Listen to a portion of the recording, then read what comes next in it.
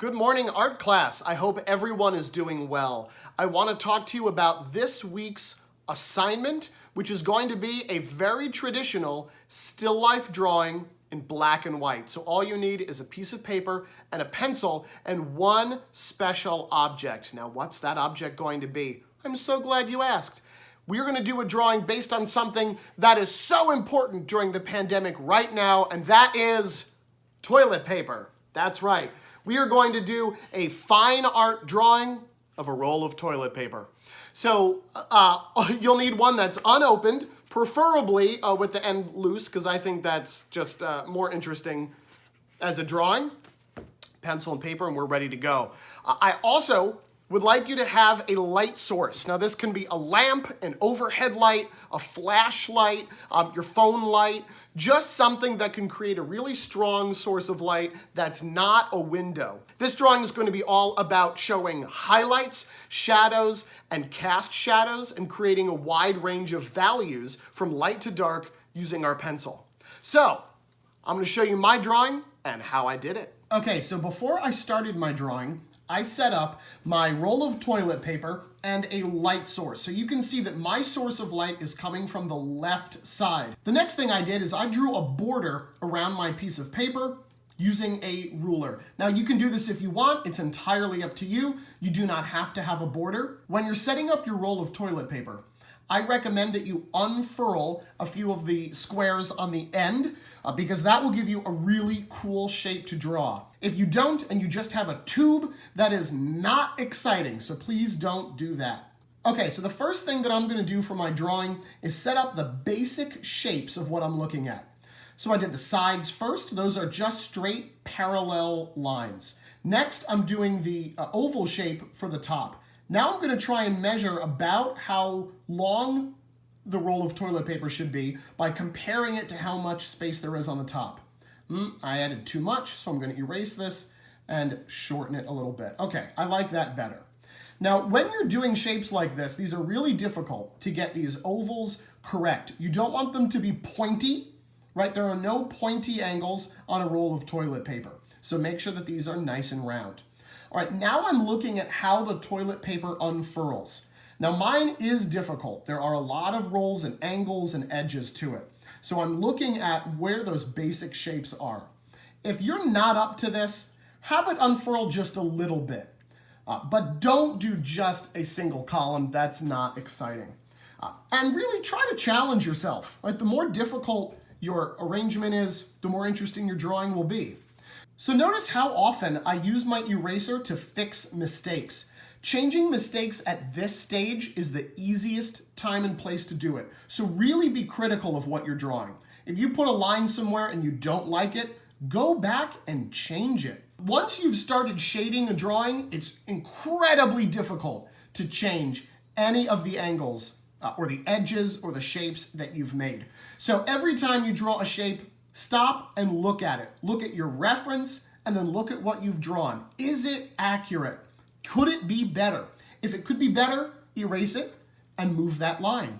Okay, now it's time to start looking for the shaded areas. Now on an object that's being hit by a strong light source, you'll notice that there are really dark areas. This is where there's almost no light. For example, the inside of this toilet paper roll, right, the cardboard tube, that's the darkest thing in my subject. So I need to make sure that when my drawing is done, that that's really, really dark. So see how hard I press to shade in that area compared to the shading I'm doing now, which is a lot lighter. So now I'm looking at all these edges that are folding from the section that's hanging down. And I notice there are multiple shades of gray here. There are some darker areas where the light is not hitting the paper.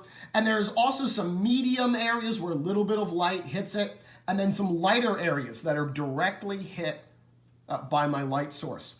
So as I'm going, I'm looking to block in where is it light, where is it middle valued, where is it really dark. Now, when you're shading this, I recommend that you always start a little bit lighter than you think you need, because you can always press harder with the pencil or add another layer of shading to make something darker, but it's really difficult to lighten it once you've committed to shading something. All right, now I'm adding the really large shadow on the side of my roll of toilet paper. I've noticed that about 2/3 of this roll of toilet paper is shaded in gray, so I've made a lot of work for myself here. So I'm going to shade in this whole side.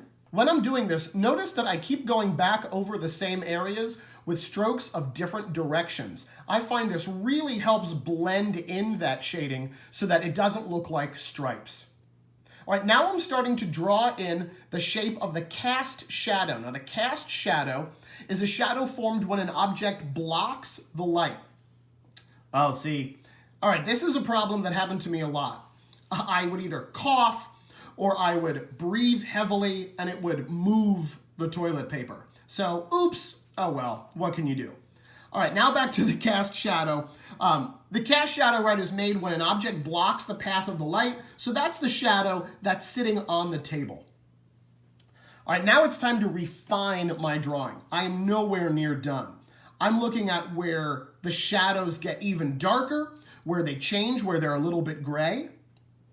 And now it's time to smooth them out. So I've taken just a little piece of tissue and I'm using that to smudge my pencil marks. All right, here's a great drawing tip. Whenever you have something that's really light against a light background, like a white piece of paper, I like to shade in the background opposite the highlighted area. What this is going to do is really make my subject pop off the page. All right, look at that. So now that I've added gray behind, oh, I keep doing it. Now that there's gray behind the white part of the toilet paper roll, it's really starting to pop off the page.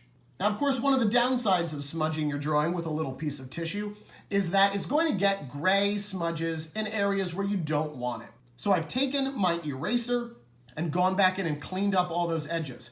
But of course, I'm still not done. Now it's time to take the pencil and refine all the edges after I've smudged them, but I keep going back and forth between using my pencil to clean up areas and my eraser to draw in light areas. You can also use your eraser, obviously, to fix a mistake or to clean up any areas where you got pencil that you didn't want it. All right, I'm almost done with my drawing now, and now I'm just doing the little tiny finishing details, going back over some of the darkest areas. I know that the furl of paper on the table is totally different now than what it was when I started because I kept breathing heavily and it kept moving. Now I'm looking at any other little detail areas that I can add.